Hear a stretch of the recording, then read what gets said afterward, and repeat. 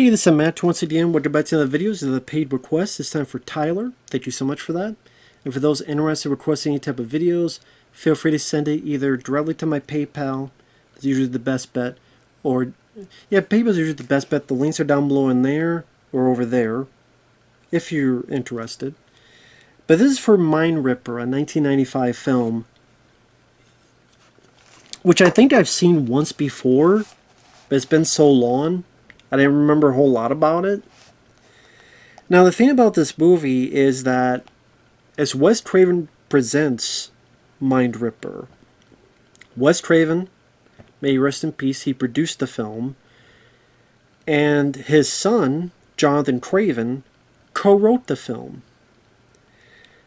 Now, I don't know if this is true, but I remember reading a rumor that originally Wes Craven wanted to direct a Hills of Ice Part 3, and it was going to be this story, but then things changed, he changed his mind, his son co-wrote it, and it just became Mind Ripper.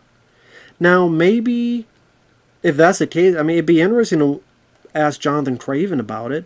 It'd be ironic because him and his dad, Wes, wrote The Hills of Ice 2 that came out in 2007. That was the sequel to the remake. So those two did write together on a Hills of Ice movie. But maybe maybe this rumor is BS, and the reason people mention it is because overseas, not in America, but overseas, it is called The Hills of Ice 3. Mind Ripper. Granted, the only comparison this has to Hills of Ice would be it's in the desert, and Wes Craven's name is on it. But it's not about mutants. I mean, well, I guess there's a genetic mutation, so I guess technically it's a different type of mutant. So again, I don't know if, like I said, I know it's called Hills of Ice 3 overseas. Here it's just called Mind Ripper, or Wes Craven Presents Mind Ripper. And again, I don't know if it was true, if this was ever going to be Hills of Ice 3 to begin with, or is this a rumor someone came up because, again, overseas was called Hills of Ice 3. But anyway,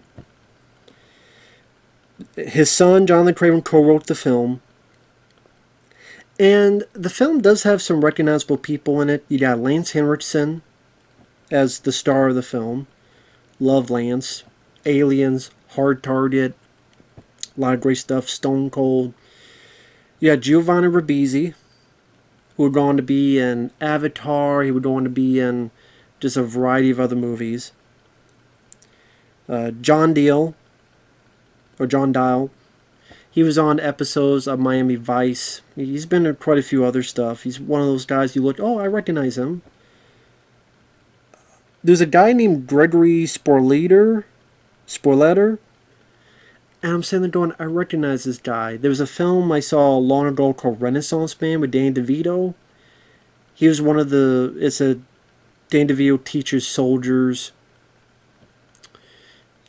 some like English class, pretty much, writing class. And this guy played Melvin, the guy who was always sleeping in class.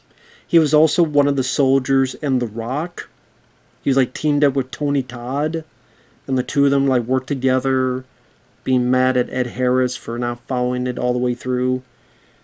So I did recognize him. Now, the plot of the film is a pretty basic plot. And I'll say this here. I could watch this as a time waster. It does have a lot of flaws, though. It's interesting to see Giovanni Ribisi in an early role before he was famous. Always great to see Lance Henriksen there. I did like this lady, what was her name? Claire Stansfield?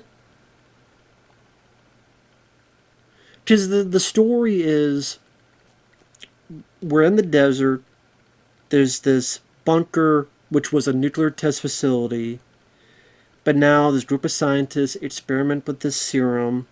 They find a body out in the desert who's dying. They're testing on reanimation serum So, of course, they inject it. Lance works for these guys. He doesn't want to see someone die, so he takes the chance. Once he found out this was a super soldier program, not Captain America, but although that'd be fun if he came out of the blue.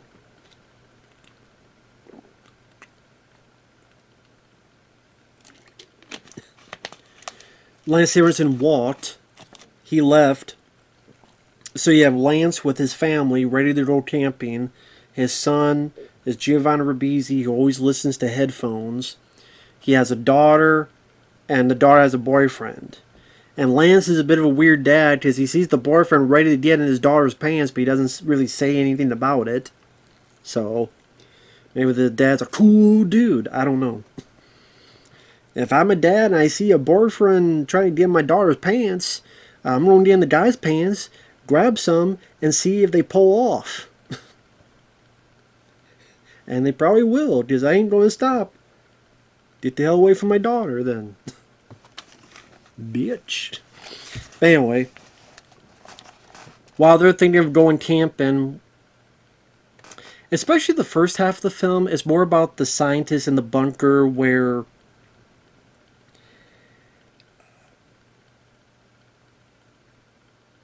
how do I put it? We see the scientists, John Deal, the lady Claire Stansfield, the one guy, a little bit of the funnier guy, Gregory, who's got this VR set. He recorded Claire in the shower. But I actually like this bit where he's like watching her and in the shower she does like this. And it's like, what? He takes it off and she's staring at him. Like she knew what was going on, but at the same time she's being playful, and he's like embarrassed that he got caught. And like they're back and forth between Claire and Gregory I liked, to the point that I kind of wish the entire film was those two having to fight. Maybe have more scientists be cannon fodder, and have those two work together to fight this creature. And maybe the more it mutates, the less human it looks, and you get some real good practical effects. So, for the most part, it looks like a rocker. Like, I don't know, a guy that would be, I don't know, not Primus, but, like, I don't know, one of the, like, if not Nirvana, but someone trying to rip off Nirvana, or, I don't know, someone trying to get a soundtrack on a sequel to The Crow. I like the killer, the long hair. I don't know. Looks like someone trying to rip off Eric Draven. But anyway, it won't rain all the time. So pretty much they're working on this body, the reanimation serum, and it seems like it's dying. They resuscitate it. It's really alive. It escapes, killing them one by one. And the reason it's called Mind Ripper is because this reanimation thing that starts changing the guy into a genetic mutation. So the eyes become a bit more yellow. This tendril thing comes out of his mouth and will hit people in the head or in the eyeball to leave something in their brain to feed on. So while that's all happening, before it hit the fan, John Deal had called Lance Henriksen saying, listen, we need you back. This guy's dying. I'm out of it. I'm out of that program. Yeah, but, this guy's dying, and tries to get to Lance's sensibilities to protect someone, to care for someone. But then he decides to allow his family to join him. Because like Giovanni Ribisi doesn't want to camp. The boyfriend don't care, just wants to get in the daughter's pants, and the daughter's like, oh, can we go with you? And then we do go camping afterward. And Lance agrees. I'm sitting there going, I get it. He doesn't know this guy woke up and is murdering people. But this is a research facility where you're testing on reanimation tissue and other stuff, and it's a bunker in the desert in the middle of nowhere. Why in the blue hell are you taking your family, your son and daughter, to there? It ain't Disney World, Disneyland, Universal Studios, or Adventure Island, Adventure Park, or anywhere. Never Neverland, even. It's not any of those places. So it just seemed really stupid for Lance to take his family along, but it's a movie. Whatever.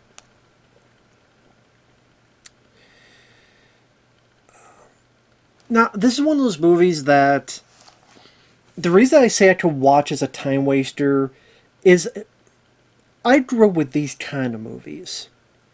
So it's kind of like how someone's a sucker for slasher films. Whether the great ones or the not so great ones, they're still comfort food in a way. In a way, this is the comfort food where I don't think this is great. I don't even think it's that good. But it was a decent enough.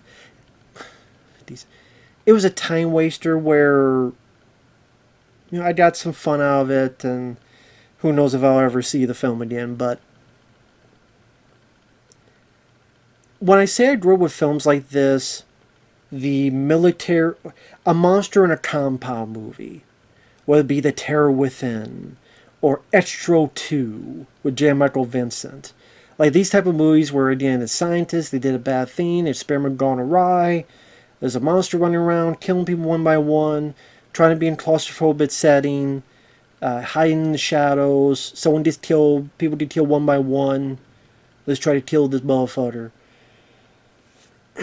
Even going back to the day of that experiment, but aliens, where it's a creature killing people one by one in the facility. Leviathan, which I'm a sucker for, which is a genetic mutation, killing people one by one in the facility. Only this is underwater. And I love Leviathan. But even I'm a sucker for that kind of stuff. Now, like I said, there's a lot of issues with the direction of the film. Like the first time you see Lance and them seeing this dying person ready to inject him, the director filmed this all with they look like floating heads, and behind them is just a black void. It's like we can't just get the actors in one lab room to talk. It's gotta be this weird thing where it looks like they're floating in this endless black void behind them, and it cuts to each of the characters. That made it look cheap, and I don't like using this word, but it made it look cheesy. Or when it's 6 months later and Lance has left and the other scientists are there's a guy on a punching bag, but we all know what a punching bag sounds like. Here, they do the sound where the punching bag is like, psh, psh. You know how movies, the punches sound? And yes, punches don't sound like that in real life, but we let it go for movies because we're so used to. We're used to, oh yeah, this is the sound of someone getting punched in the face. We're so used to it, we just go along with it, even if it's not reality. But they make the same sound effect with the punching bag. I'm like, why don't you just record him hitting the punch bag? You don't need to put in that sound in there. That's very weird. I don't know if this director ever worked again. See, my body's convulsing thinking of this director. I don't think this director was the job for it. I don't think he did a great job with this movie. I think that's one of the issues, is the director. Like I said, it's a bit weird that Lance is a bit more bothered that this guy keeps wanting to get in his daughter's pants. He keeps catching them, kissing, making out, all this stuff. And you think Lance would be a bit more stern about that? Taking the son and daughter there and her boyfriend. They have a weird choice.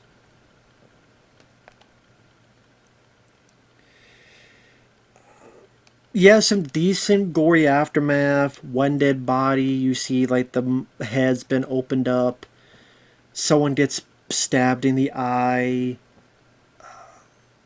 One gets it up the nose. So nothing crazy in terms of gore, but there's a couple little decent bits of gore. Like I said, I do like Claire Stansfield. I thought she was a strong woman, but didn't belittle anybody else, stood her ground. Her actions spoke louder than her words. Her acting felt natural enough to me. It didn't feel faked or forced. And I thought, I haven't really, I don't know what else she's done, but I thought she was actually pretty decent. Like I said, I did like the one guy, Gregory. He had these glasses on. I don't know if I call him the comedic relief, but he was definitely one of the more relatable characters. And I like this bit where he apologized to her for the VR thing. She's like, "This isn't the time." He's like, "No, you're wrong. This is the perfect time. I always want to say I had a crush on you." Kisses her and wish me luck. And leaves. That made me like the character, but then it made me go, "Whoop, he's dead. He's not Lance Henriksen. He's not the lead. He's not the second lead. He's not the third lead. He's going to die." So I'm like, ah, man. But, you know, maybe care for a character. Even though there's not a whole lot on the page, but, you know, I liked his acting, I liked his demeanor. And in that moment there, I did like. Giovanni Ribisi, it was interesting to see his performance. I don't know if I call it good, but it was interesting. Like early on, before they get into the compound, like Lance is telling him about, you need to be a man. And just the way Giovanni yells back, "Be a man, be a man, be a man. That's all you said, be a man." It did make me laugh, but it's not supposed to. But I said, I don't mind him as an actor. I like him as an actor. The first time I saw him was an X-Files episode called DPO, where he controlled the arcade machines because he controlled lightning, electricity.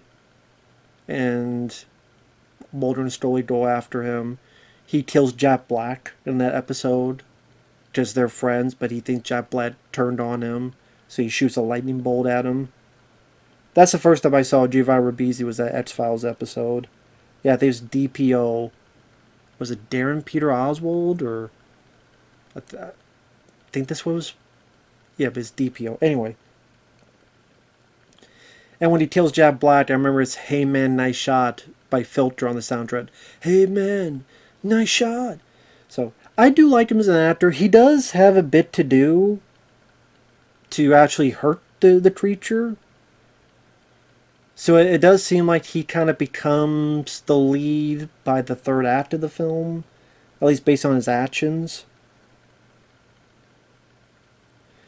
The effects on the guy aren't too bad. I think it was an Image Animation did it. Spoilers, getting more spoilers. Starting here on in spoilers.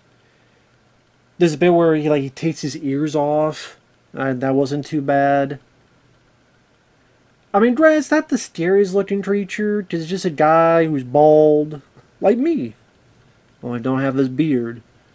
But that's why I think it would have been nice to have him maybe mutate more into an actual creature. But that's just me. They probably didn't have the budget for that. The mouth tentacle thing, I'm sure it might look goofy to some people. I can understand that. I didn't mind that effect. Plus, I appreciate it. I appreciate when I, years later, would see all this CGI stuff coming out.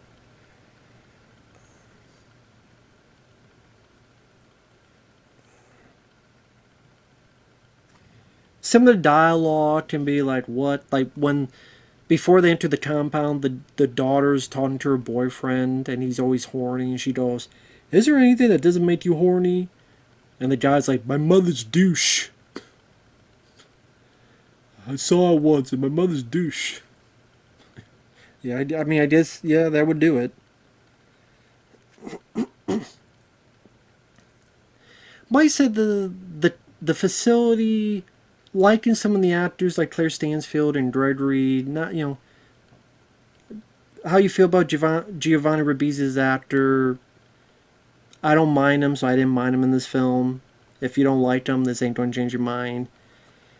One mistake I think they made, well, there's a couple. Again, some of the script I talked about how some of the stuff is like a bit wanty logic among other stuff. And they do this bit where when they find out what's going on, the family, Lance saves his son, stabs the thing in the back, they make a run for it, and pretty quickly Lance gets grabbed. Then gets taken. Then the thing tosses him like, oh, I remember you, you were nice to me, you read me books, the Hardy Boys.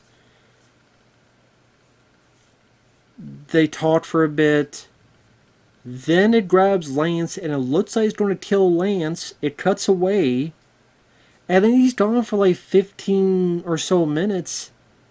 They find him, they think he's dead, he's not dead, and then he's hurt for the rest of the movie and doesn't really get to do anything. And I think that's an issue, is that you have Lance Henriksen, you have such a great actor, and you put him out of action so quickly that it seems like a waste of Lance. It really felt like a waste of Lance. Like, give Lance a weapon with a shotgun and be a bit of a action hero for a bit and a lead and fight the monster, and instead it's like, no, you gotta be captured. And like, why didn't he die? Why didn't the creature kill him? The last time we saw the creature was able to put this thing up a guy's nose or through a guy's eye, but he missed with Lance? That's why I'm like wondering, was Lance supposed to be dead? And then maybe they shot additional photography or they changed it? Maybe that's not the case. That's probably not the case. But that's what it feels like. Again, it's probably not the case because it seems like there'd be a lot more wanting in the third act if they did that. But that's what it feels like. Do you see they're going, why is he alive? Okay, he's got a little blood on the side, but with that thing, what did it hit? Like, it must not have hit his brain to feed his brain. So what did it do to him? And why did it not kill him? It made zero sense. I defy anyone to explain it to me. It does this because it wants to feed, so it has to go in your brain, whether through the nose, the eye, whatever, the ear, your anal cavity, whatever. Didn't do that for Lance. Just for some reason left him there. He was knocked the hell out. You would think if it enters his brain some way, you think the creature would know and figure it out. It makes no damn sense. So I thought that was very lazy writing. It was a waste of Lance Henriksen. I'm glad the character didn't die because I like Lance. I'm a big fan of Lance. But just, then he's hurt and he's carried around. He's given really nothing to do. Now again, Claire Stansfield, I liked her. She holds her own. There's another decent death where the girl's boyfriend tries to help. So I like that he's not just a complete douche. But he gets like his head twisted into 180. Decent kill. There's a bit where Ribisi, they use sound to distract it to save the daughter character at one point, and Ribisi is able to electrocute its tongue. There's a bit where they get in this van, and the mutation, the bad guy goes after them, and Ribisi cuts the tongue with some broken glass. They get on a plane, and it's on the plane, and the Lady Claire shoots it with a shotgun. Our characters fly away, they're safe, but the killer, of course, because he can't die, he twitches for the sequel that never happened.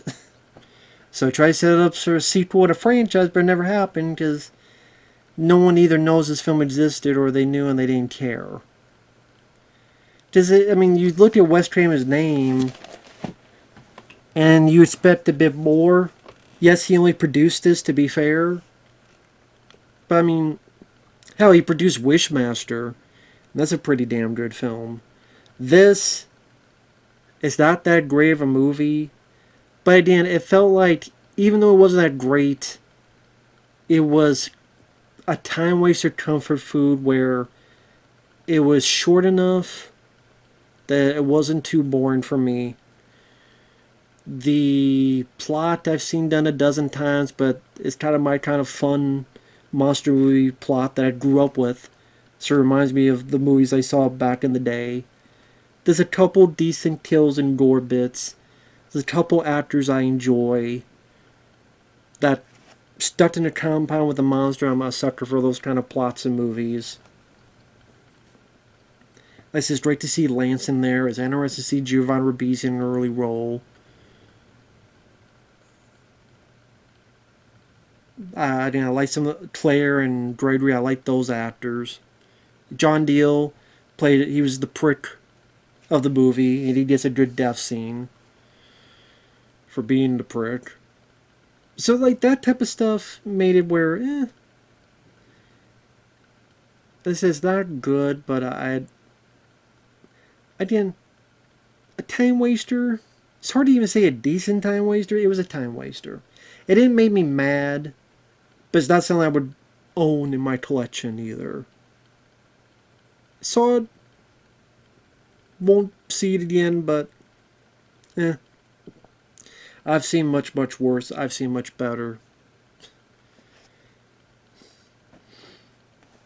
I mean, you watch the trailer. The trailer's pretty much the movie, but if it intrigues you, you give it a one watch. You know, you do a lot worse. You honestly can.